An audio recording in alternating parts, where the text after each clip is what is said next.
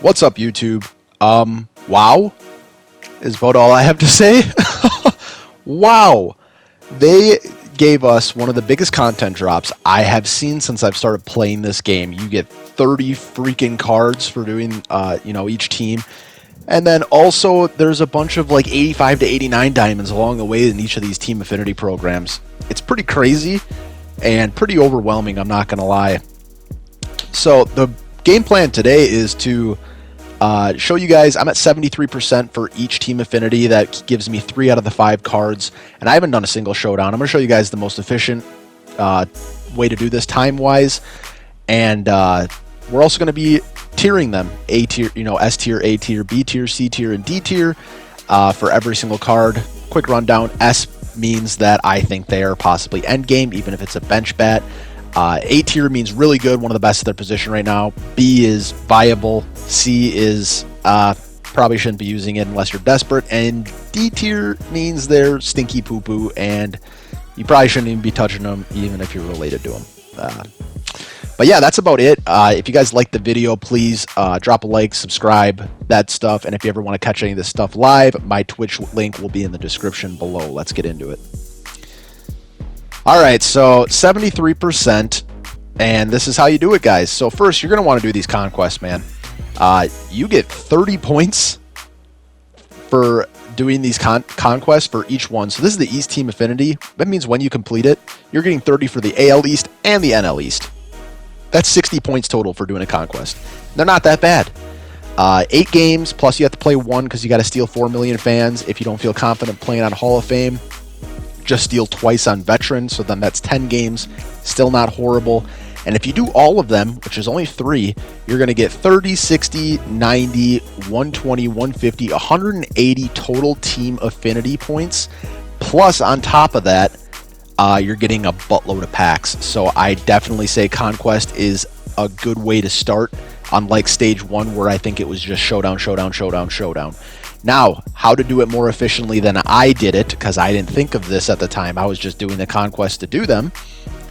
You should be doing these missions, okay? Plate appearances with people in the division. Throw them in there and just start racking up plate appearances, because you get 10 points for every 100 plate appearances you get. And you should also be doing these missions along the way, like extra base hits with All-Star Chris Davis, strikeouts with Kimbrel, homers with Sanchez, whoever. And guys, it does not take much to get these because, it doesn't take much to get these cards like the Chris Davis, Kimbrel, Sanchez, Kiermaier, because you only need to get to 5 team affinity points to get your first pack and choose one of them. And you can easily do that by doing the Legends and Flashbacks collection that I'll show you here in a second. Filled with bronzes and silvers, it's not that expensive, and you get 10 points right off the rip if you do each collection in each division. So you'll have 6 of these cards to start doing stats with, and then the rest of your positions you just file in to get those plate appearances done with whatever division you want. So I'll show you guys these for a sec. Yep, so it's at 5 points you get to choose one of these guys, and all you have to do is go do this collection. A lot of bronzes and silvers, not that hard, and it's 20 of them. Really not difficult at all. I only had to collect like 1 diamond, I think. But yeah, 1 diamond I collected. That was it. So you do those missions, do the collections, do the the conquests, and then at that point you're probably going to have to start doing some showdown. Unless, I know a lot of you guys are still trying to get chippers, so exchanges really aren't an option for you, These exchanges do give you 60 points in each division if you do them all. That's a lot of points, getting 60 total. But I know that's not an option for a lot of you guys, so you're just going to have to start doing showdowns. Hey, at least they made it so we can exchange 5 at a time instead of having to click individually. That's about it, guys. That's how I got it done quickly, or got to where I am quickly. Let's get into the actual tier list making of this video. I'm excited. So we're going to start with the AL East, and we're going to start with Cal Ripken Jr. It's Cal Ripken Jr., same old, same old. Really good defensively, not crazy good speed-wise. That's about all I have to say. He doesn't hit righties very well. Hits lefties pretty good, actually. Shortstop is a thin position. I don't think it's this thin. He's a solid card with an average swing, and he's not going to hit righties very well, but he is very, very good defensively. I would keep him on the bench, maybe as a lefty hitter and a late game substitution at shortstop. He can't even play another position, so that's about all I have to say about Cal. I'm throwing him in the B tier just because of his defense, but it's a low B tier. It's like a B minus tier. Yeah, that's all I got to say about Cal. Let's move on to the next one, I guess. Poor Orioles, man. At least they got Chris Davis. So the next one is Jimmy Fox, and this card is pretty interesting. Not great defense, but he's playing first, third, or catcher. None of those positions you need great defense at, and if you get him to parallel 3, he'll get bronze defense at catcher or third. Obviously mashes lefties with an amazing swing, one of the best swings in the game. 75 contact versus right, though, is going to be really painful to have on Hall of Fame and Legend. So, not bad. Kind of like Cal Ripken, where you keep him on the bench and he could come in for your catcher to hit a lefty, or even maybe like David Ortiz to like hit a Chapman or something late in the game, but that's about as far as I'd go with him. I think he's a bench bat unless you are really thin on a certain position that he could play. He does have that amazing swing, so he is going to play, a little higher than his attributes actually show. But it doesn't look like we're getting an amazing juice Jimmy Fox until they give us his 99, unfortunately. That's about all I have to say. He is on my bench, I will say that much. Yeah, solid card, not horrible. I'd say he's middle of the class B tier, and that's where we're going to leave him. Up next, we have Lou Gehrig, and this card makes me sad to look at, man. This has got to be one of the worst 95 overall cards I've ever seen in my life. Like, he doesn't have good defense. He's not that fast. He has 125 contact versus right, but only 84 power versus right, man. Are you kidding me? And then his lefty stats are horrible. This is like a slightly better Freddie Freeman. That's what it reminds me of. And honestly, I don't know how much better he is than Freddie Freeman. Yeah, I don't see the greatness in Lou Gehrig here. Could use him as a bench bat maybe, but 84 power isn't extremely high, so even if you're squaring it up, it ain't going to do much. Honestly, guys, go compare this card's stats to 96 Mike Trout, and please tell me how they're even close in overall. It doesn't make any sense. Must be that 125 clutch or the 99 durability or something like that. But they did Sweet Lou pretty dirty, and yeah, that sucks. But I'm gonna give him a B tier. B tier, I guess. On to the next. Shane McClanahan. Not going to spend much time on this card, guys. Decent, pretty good per nines. Solid velo, solid break. Pitch repertoire just isn't there, unfortunately. Fastball, curveball, slider, changeup. Doesn't have outlier. Pretty bad walks per 9 with not that good of control, so you're not even going to be able to dot people that well. Nothing special about him. There's just nothing special about this card. If you're using him, you're pretty desperate at starting pitcher when starting pitcher is actually at a pretty good spot right now. So, yeah, control, break, nothing special. I'm going to throw this card in D tier. He's our first D tier card. I really don't see a reason that you are using this card unless you are the biggest Rays fan in the entire world. And even then, you probably shouldn't be touching him. There's just too many other better options in the game right now. All right, let's move on to the next one. So our last one is Jordan Groshans. This one looks fun. 102 contact right with 92 power right, 100 power contact left with 86 power left, and solid fielding at short with a good arm and pretty decent speed. Hey, shortstop's a thin position right now, man, and this is a pretty good card. I know a lot of people run their creative player, their cap at short, as do I. And so, yes, obviously that would be better than Jordan. But if you don't, the Blue Jays got a good one here. This Jordan Groshans card is very solid. His swing could make or break him. I only used him in the moment that you had to use him, and his swing didn't seem bad to me, but that was only like one at bat. So I'd have to actually use him a couple times, which I will be. But overall, looks like a very good card. Will be one of it. I'd say outside of Cap, it's either him or Trevor Story. They're like 1A, 1B for best shortstops in the game right now. You can take your pick there. I'd probably give it to Trevor Story by just an inch, but they're both very, very solid, and Jordan is obviously easier to get than Trevor Story. I'm going to put him in A tier. Not S, but A for sure. Okay, moving on to the AL Central. We have Garrett Crochet, the bane of my existence. I couldn't hit this card last year to save my life, and now he's a starting pitcher, so that's pretty neat. Amazing per nines. 99 velo, 99 break. He has outlier, so his fastball is going to be going a nice 102 right at you. Obviously doesn't have the greatest walks per nine or control, but that's to be expected when you're throwing 102, okay? You can't have the best of both worlds there. You got one or the other, control or velo most of the time. But pitch repertoire, fastball, slider, changeup, two-seam. This is one of the rare occurrences where I think a two-seam can be effective, not affected, because he's going to be throwing 102, so his two-seamer is going to be going like 5 miles per hour less, and you're going to catch people early on it a lot. Again, not the greatest control. You're not going to be dotting people away, but you're just, you're throwing major heat. This card could see issues on lower difficulties where the pitch speeds are slower, but on Hoff and Legend, I think he'll be really good. Yeah, not great control on that changeup or two-seam. Solid on his fastball and solid on his slider, so you're going to be throwing the fastball slider mostly. But 99 break on his slider and his changeup, you're going to be fooling a lot of people that are trying to sit on that heater, man. You're going to be fooling a lot of people that are trying to sit on 102.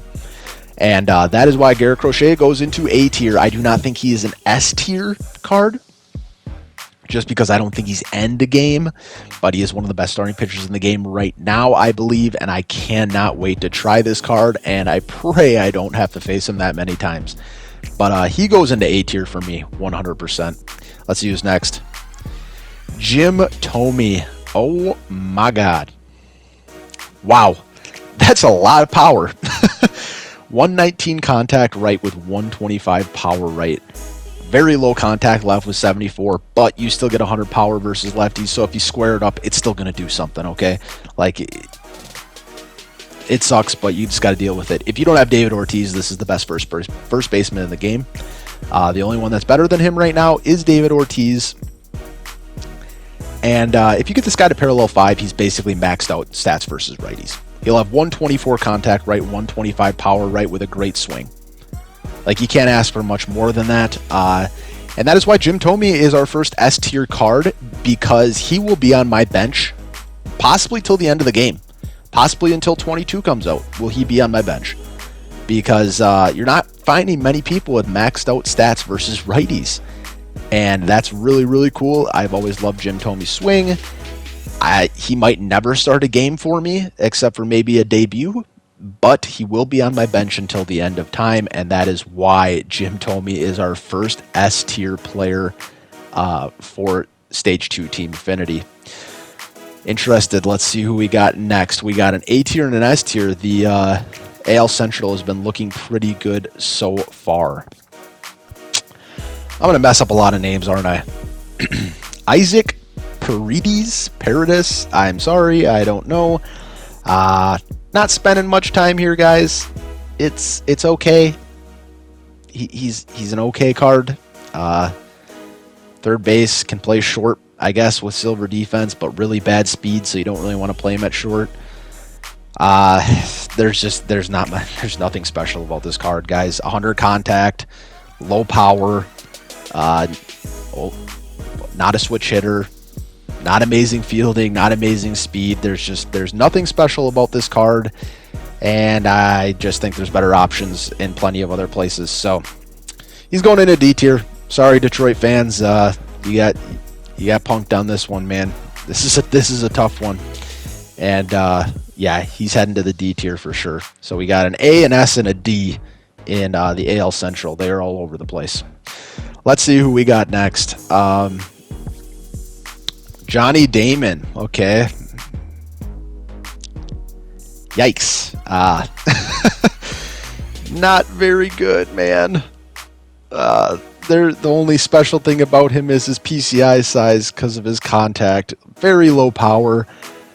Decent on the base paths because he's got 85 speed with 94 speed. That is actually pretty good. But here's the thing. He's a center fielder with 71 fielding and 80 reaction and not a good arm. And you have to play him in center because if you throw him in left or right, he's going to have bronze defense. So he doesn't even get to utilize his speed because he's going to be consistently getting horrible jumps and animations. And for that reason, Johnny Damon goes into D tier. Sorry, Royals fans, you didn't get a good one. He doesn't have the pop to make up for his bad defense. The only thing special about him is his PCI size, which doesn't matter when you hit it to dead center for 330 feet. Yeah. I ain't got much else to say about Johnny Damon. He's joining our Detroit man in D tier for sure, and we will move on to our next one.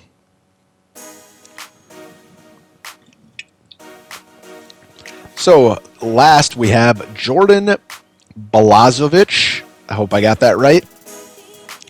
And just like the two before him, yikes. Nothing cool about him either, man. This might be one of the worst ones starting pitchers that we got. Not good velo, not great. I mean, good control, but not great. Good walks per 9, but not great. Okay per 9s for this point in the game. Doesn't have outlier, obviously. Bad pitch repertoire. I don't really have much to say about Jordan, man. Sorry, Twins fans. He's going to D tier as well. Like, there's just no reason to use this card. Yeah. Control, nothing crazy on any of his pitches. Break, nothing crazy on any of his pitches. Yeah, if you use this card, you're trolling at this point, guys, because you can find better 85 to 87s than Mr. Jordan here. Sorry, Jordan. Don't mean to be mean, but your card stinks. All right, we're on to the AL West, and no, we do not have Sean Doolittle. This is the wrong pack. I was like, that is a very low overall card. One of my favorite cards they added, guys. I have always loved Roy Oswalt in this game. I have always loved him, and I want him to be good so bad. The only thing that scares me about this card is his hits per 9 is only a 79. The opponent's PCI is going to get a nice little boost because of that. But he's got 113 stamina. You can pitch, pitch around and not have to worry about having to take him out early. Great velo, great break, great control, 105 walks per 9. This card has it all with a good solid pitch repertoire of fastball, sinker, the slowest 12-6 curveball next to Eric Gagne and Clayton Kershaw, slider and changeup. The only thing you might want instead of a slider or a changeup is that cutter. But overall, this card is so much fun. I've always loved using Roy Oswalt cards, and I wanted to be good so bad, and I wanted to put him as S tier so bad, but I just can't because of his hits per 9. But look at that control, man.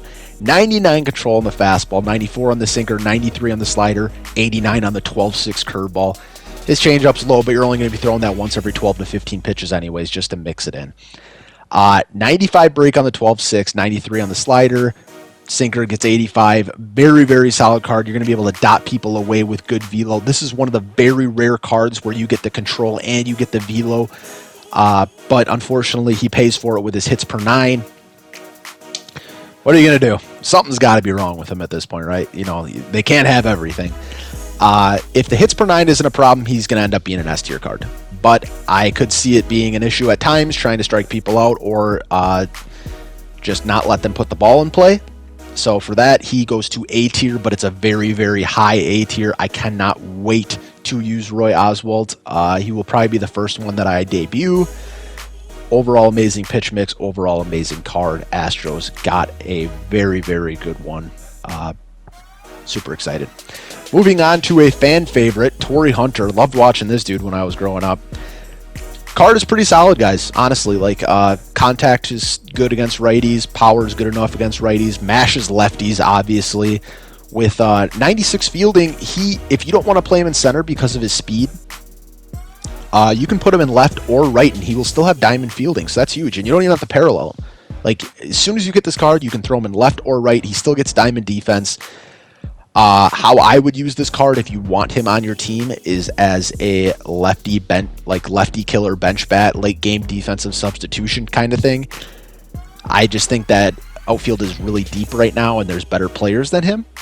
But I'm not going to, shun you for using him. If I see Torrey Hunter in the lineup when I am loading into a game, I'm not going to think, why is he using Torrey Hunter? This is a solid card. There's just better outfielders than him, so I am going to put him in B tier. It's like mid to high B tier. Very, very good card. Diamond defense wherever. It's just the fact that, there's the contact and power versus righties just isn't good enough. Robert Poisson, I hope I got that right. Not going to spend much time on this card, guys. If you like defense and speed, then this guy is the man. He is, if you get him to parallel 5, he's going to have stupid speed, stupid defense, everything you want defensively from a shortstop. Unfortunately, you're going to perfect a high fastball to dead center, and the center fielder might not have to move to catch it. 65 power, 58 power, not great. Even his contact isn't that good. He is a switch bat, which is cool. Always nice to have a switch bat. But I just don't see this card being viable. The hitting stats don't make up for the amazing defense and speed. Sorry, Sebrev. Sorry, Sebrev. The A's got another poopy team affinity card. I'm sure he's upset about it as well. But yeah, Robert goes to D tier. Defense and speed is about the only thing that's good about him, so he's going to D. Next up is Edgar Martinez. This one's interesting. Play first to third base. He's going to have common defense until you get him parallel 2. Reverse splits are interesting this year. Last year, reverse splits were amazing because there weren't a lot of good lefties in the game. This year, there are a lot of good lefties in the game, like a lot. You got Glavine, you got Valenzuela, you got Garrett Crochet now, you got Al Leiter. The current meta favors a lot of lefty pitchers, which makes Edgar Martinez's value go significantly down. If it was a righty pitcher meta, he'd be really good because he mashes righties, but he only has 69 power versus lefties, which kind of scares you a bit. And honestly, this is one of those cards where if you think you are a good righty hitter, he's a B tier card. If you aren't good at hitting righty, then he's a C tier card because you don't want to use him against lefties. He's not in the lineup to hit lefties. He's in the lineup to be exactly what he is, a reverse splits hitter, where you're trying to make the pitcher make a tough decision. Do I bring in a lefty and give him the handedness advantage, or do I keep in a righty and give him the stats advantage? But if you're not good at hitting righty, then it kind of takes that away from you. So B tier or C tier I'd be fine with. It's kind of just on you and how comfortable you are hitting righty. I would put him in B tier, but it's like a low B tier probably. All right, let's see who we have next. Sam Huff, awesome. This card looks really cool, guys. Sam Huff gets pretty good defense at catcher. Can play first base if you need him to. 56 speed at catcher is pretty good, actually. You're not going to find many faster catchers than that, not named like JT Realmuto. Great power both sides of the plate. Solid contact versus lefties. And only 80 contact versus righties, which is a downfall there. Once you get him to Hoff or Legend, it's going to be a little bit harder with that PCI size. But what are you going to do? Overall, Sam Huff is one of the best catchers in the game right now. I still think Posada's better than him just because he's a switch bat with higher contact. But that doesn't change the fact that if I see Sam Huff, I'm going to be pitching extra careful to him because I know he's got really good pop in his bat. Rangers got a good one. I'm going to throw Sam Huff in A tier. Definitely not S tier. He's like a low A tier. One of the best at his position in the game right now, but he's not super overwhelming. Just a really good card. So now we move on to the NL, and we get to start with Hank Aaron. So good news and bad news about this card, guys. Bad news. The 94 ain't that great. Really, it's not that good. Good defense, not great speed. I wouldn't play him in center. I would play him in left, right, or third. He'll still get gold defense there. But 85 contact right and 77 power right ain't going to be that good. 125 contact left and good enough power left to do some damage there. But if you're facing a righty, you're going to struggle. Hank Aaron does have an amazing swing, so his stats will play a little bit higher. But other than that, this card is pretty okay. Here's the good news, though. 99 Hank Aaron is going to terrorize every single pitcher on the face of the earth. Because if his stats just keep increasing this way, his 99 is going to be really, really freaking good with diamond defense. And if they can give him, like, 75 speed, that's good enough for left or right field, for sure. This card, though, I would say is a B tier card. You are using him as a lefty bench bat and like a late game defensive substitution maybe. But that's about it. Like, nothing crazy good about this card. It just doesn't hit righties well enough for him to be viable in a starting lineup. So he goes to B tier for me just because of his versatility, position-wise. That's about it. Edward Cabrera. This card looks like a lot of fun, guys. Amazing per nines. Great velo. Great break. Actually, elite velo. Great break. Poor walks per nine and poor control. Not poor control. Good control, but poor walks per nine is the only reason this card is a little lower than a lot of people would like. But he does have sinker, slider, curveball, changeup, four seam, which is really, really good. All you're really missing there is like a cutter. 99 velo, so he's going to throw it really hard. 90 control on the sinker, 86 on the slider, 83 on the curveball. So solid control, and everything breaks pretty well except his changeup, which is fine. Overall, I can't wait to try this card out. I think he's going to be really, really solid. I'd say he's a lower end A tier, but he's still A tier for sure. The pitch speed differential is going to be what's really good with him. So I'd say A tier for sure. Nowhere close to S, but I am super excited to try this card out. The Marlins got a good one for sure. 101 H9 ain't going to mess around either for sure. That'll be pretty cool. So next we got Ronnie Mauricio. And at first look, I thought this card was kind of bad. And then I looked at him a little longer, and I'm like, what are you talking about? This card's actually very solid. Get him to parallel 2. He's diamond defense at shortstop with an amazing arm and great reaction, which will make up for his average speed. So he's going to be a goon defensively. And then he's a switch hitter, too, with solid hitting stats. He's going to hit righties pretty well. And he still gets 89 contact and 82 power versus lefties while being a switch hitter. So you can't argue with that. At a thin position, if you are using Ronnie Mauricio, I do not blame you whatsoever. Do I think there's better shortstop? Yes, but I think he is a very good one. Plus, if you don't like, if you want to be one of those guys that's like, I hate hitting righty, lefty, I just want as many switch hitters as I can in the game, there you go. Here's another one that you can play at shortstop with amazing defense and a pretty good bat. So, Ronnie Mauricio gets a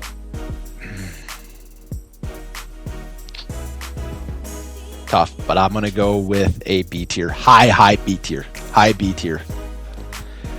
This one is the one I've been waiting to talk about. Cliff Lee. Oh my goodness. This card looks amazing. It looks so good, guys. 115 stamina. He's going to throw very deep into games. 99 break. Okay hits per 9. Great Ks per 9.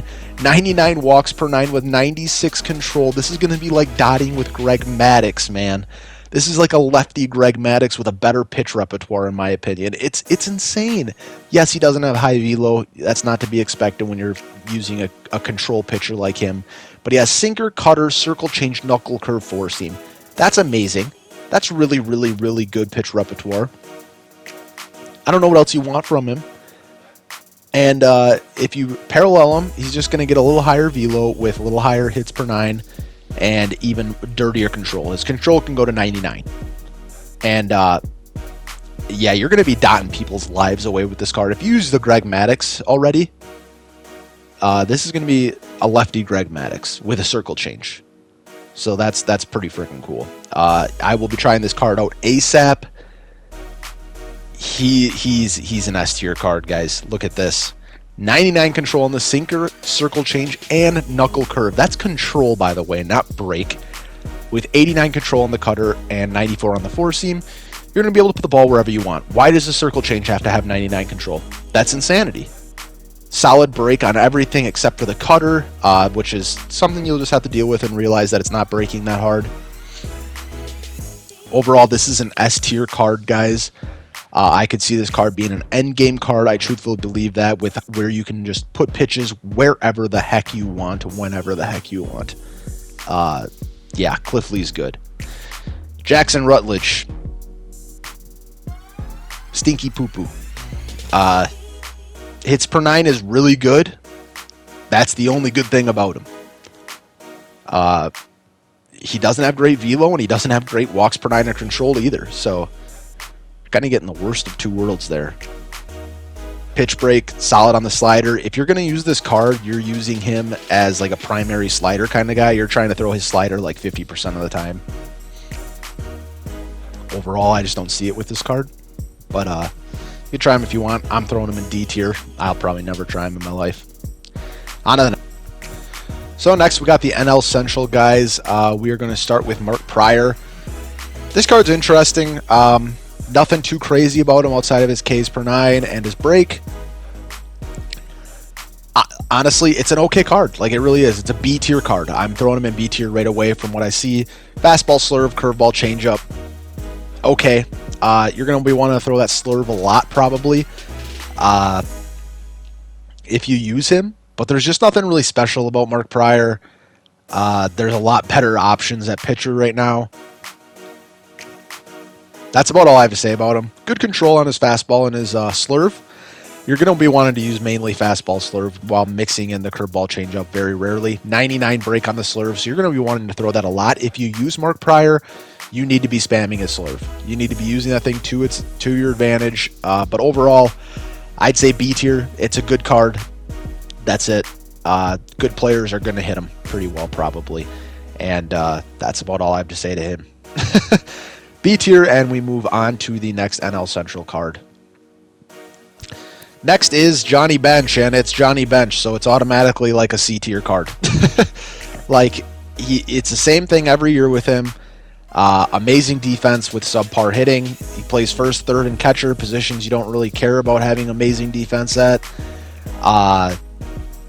Righty hitting is going to be really tough. 85 control with 68 power. Not great. Contact left is 91 and power left is 119, which is actually really, really good. Maybe not really, really good because his contact isn't that great, but he's got a really good pop versus lefties. So he'd be on your bench as a lefty killer, late game defensive substitution kind of thing. That's about it with Johnny. You know, it's like it's the same thing every year with him. Nobody really uses him just because you can't hit righties with him efficiently enough. So he goes into C tier for me. Maybe a bench bat. I don't even think I'll have him on my bench. Well, I'm a Brewer fan, so this one hurts pretty bad. I'm not going to lie. I was super excited. I was hoping we were going to get something cool because last year we got Zach Brown, who was horrible. And we didn't. We got Bryce Terang, who is a stinky poo-poo D tier. I am a Brewer fan, and I'll never touch him.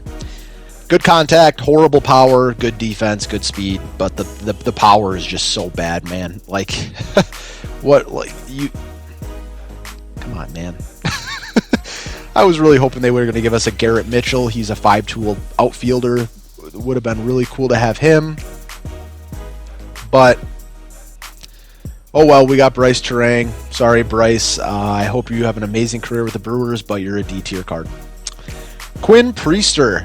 The Pirates actually got a pretty good one. Good per 9s. Great velo. Great break. Solid control and solid walks per 9. And pretty decent pitch repertoire. Fastball, curveball, changeup, sinker, slider with amazing, and I mean amazing speed differentials on this card. You're going to be throwing that fastball 99 miles an hour while dropping an 80 mile an hour changeup. 84 mile an hour slider. Yeah, that's pretty good. Quinn Priester looks like a very solid card. Good control on his fastball, curveball, and sinker. Amazing break on his curveball and sinker. Overall, this is a super solid card. I'd say low A, high B tier. Take your pick. I'm definitely going to be giving Quinn a try, to at least try him, just because he looks good enough to where you never know if that speed differential just makes him dang near unhittable. But I just don't think he's good enough to be like a mid to high A tier. So I'd say low A tier, high B tier for him for sure.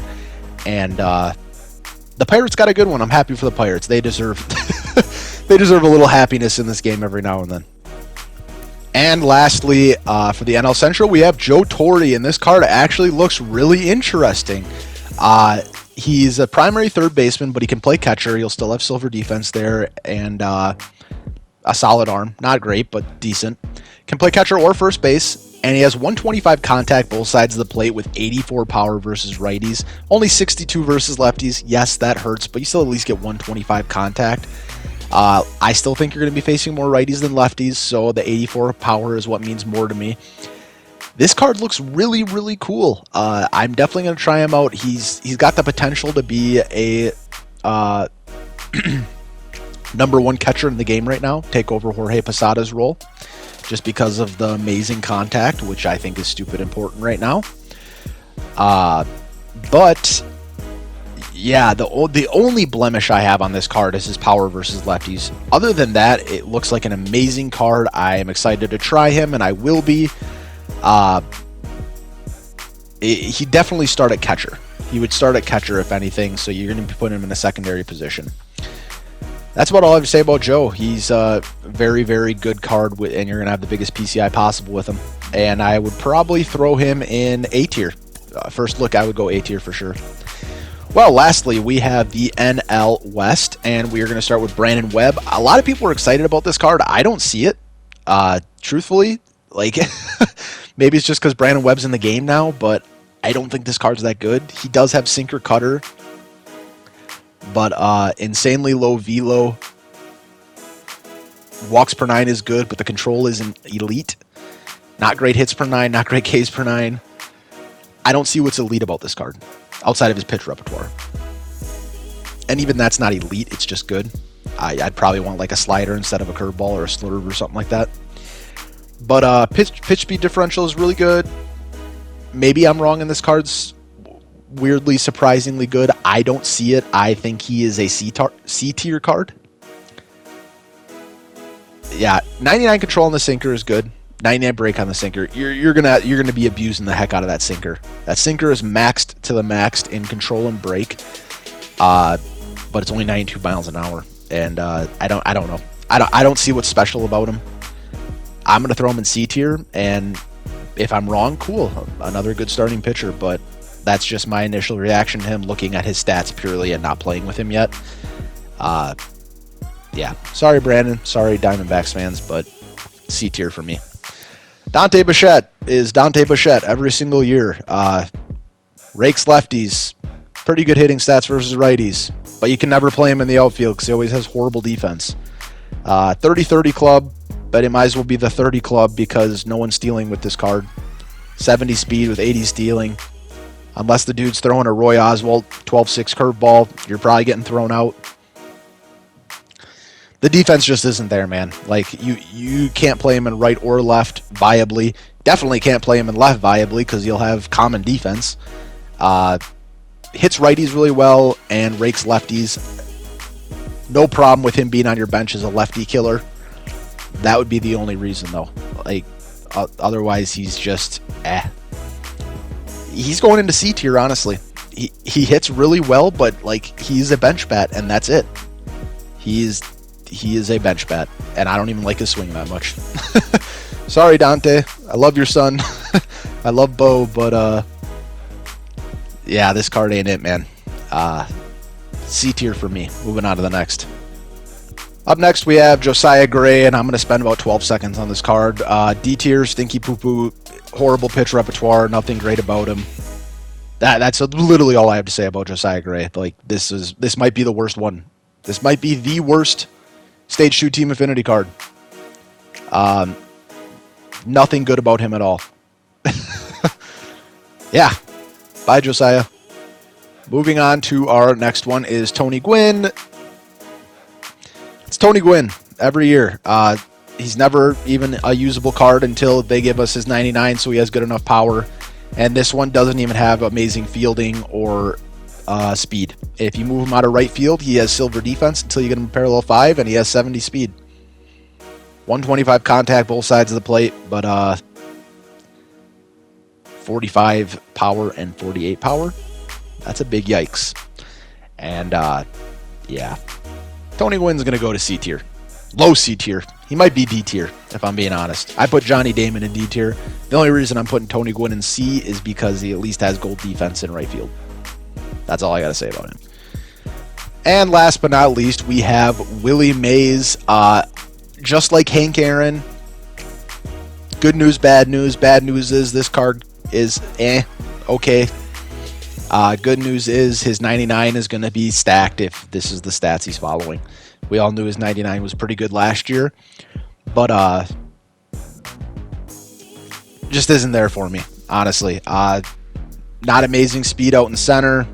Gold defense is cool. Good at hitting righties. Okay, again, he's got like inverted splits. It's just a meh card. It's a B card. You know, it's not bad. It's a B card. There's way better outfielders in the game right now. I don't even see him as a bench bat option. Unlike Hank Aaron. Hank Aaron was at least a bench bat option. I don't even see Willie as that. So he's a B tier card. 99 will be really good. Got a really close stance, so it's you really got to sit inside righty to turn and burn on something. That's about it with Willie. Well, guys, that's about all I got today. This is a really, really long video, so I'm sorry. Thank you for bearing with me through it. Hope you enjoyed it. If you did, again, please drop a like on the video and subscribe to the channel. Helps me out a lot. We're closing in on 200 subscribers, which is pretty cool. I'm going to try and get the rest of these done, man, and get some debuts out very, very soon. Should be fun. Thanks for hanging. Peace.